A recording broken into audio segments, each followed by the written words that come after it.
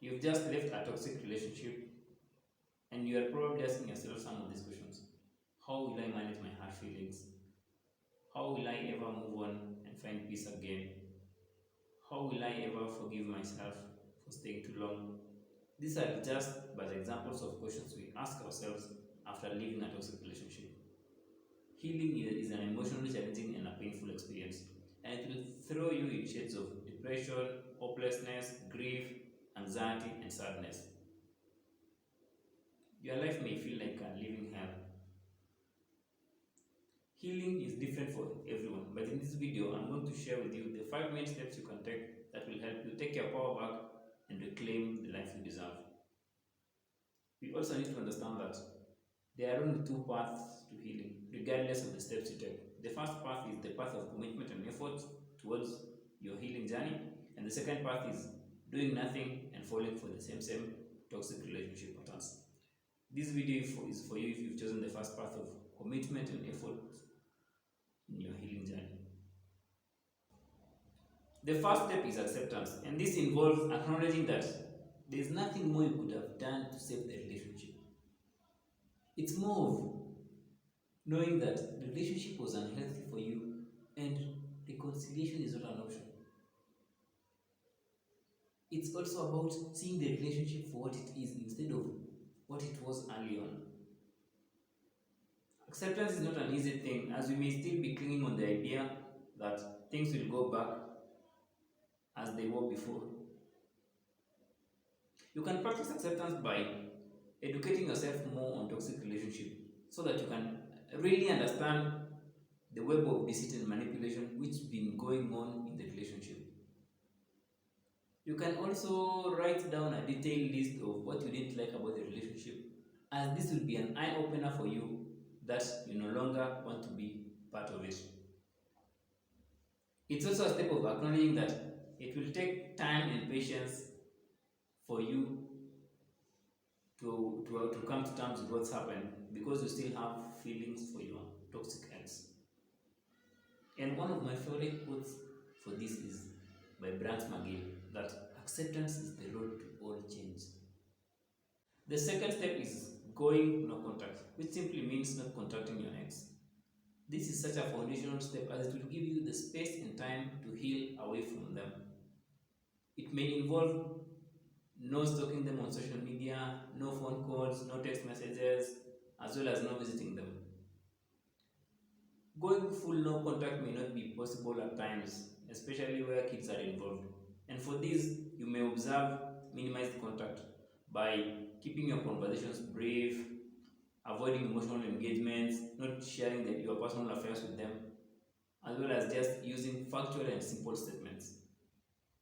Every interaction with your ex leaves a dent in your self-esteem and self-worth. We also know that they are so charming and cunning and they can easily lure you back in. And that's why no contact is a necessary step. You can master no contact by habituating and tracking the number of days you've gone no contact, having an accountability partner who will hold you accountable for the days you go no contact, as well as just having a healthy routine which will keep you engaged. The third step is taking full personal responsibility of your healing journey.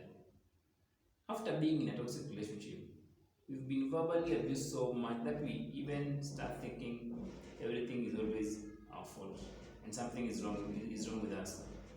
And this makes us feel so powerless. So this step is all about acknowledging that you are fully responsible for your healing journey and no one else can make things better for you.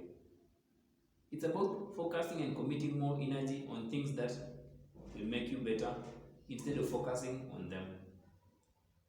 We also need to understand that taking personal responsibility does not mean that you are to blame for the abuse which happened, but rather you are the one responsible for making things happen in your life. It's also good to know that taking personal responsibility is all about knowing that you are not responsible for their actions and behaviors. Two good mantras you can live with at this stage are: my success is their karma and I will thrive, or no one can take the power I have within me. The fourth step is to adopt a self-care routine. When we are in a toxic relationship, we abandon ourselves so much, and we may even engage in unhealthy coping mechanisms just to provide a quick relief from the pain we are experiencing. And all this makes us feel unworthy. Self-care is all about focusing more time and energy on things that will enhance your general well-being. When we take care of ourselves, we start feeling more hopeful and worthy. Self-care can be just taking simple daily habits like taking a walk, waking up early, sleeping well, getting enough physical rest, practicing mindfulness, or even just eating healthy meals. It's all about being a little selfish and knowing that your needs come first. The last step is to set and maintain personal boundaries. Boundaries are just limits we put in place to safeguard our well being. They outline what we are not comfortable with and how we expect others to treat us. Toxic people will constantly cross your boundaries by stepping on what you believe, what you value, what you won't tolerate, as well as what you're not comfortable with. So, setting and maintaining these boundaries will ensure that no one takes advantage of you, as you know how you deserve to be treated. Maintaining these boundaries is not an easy thing because it will involve a lot of saying no and standing your ground, which is not possible for most of us. But the more you stick to these boundaries, the more you will keep away toxic people from ruining your life. The steps that are provided above are just the guidelines that will steer you in the right direction in your healing journey. But we need to understand that the more effort and commitment you put in your healing journey, the quicker you'll start seeing the results. The only way is to do the work. The work will be emotionally challenging as it will need you to explore parts of your life you've either been suppressing or you've never explored before. That's why the best way to go is to always seek proper professional help that will guide you through this period.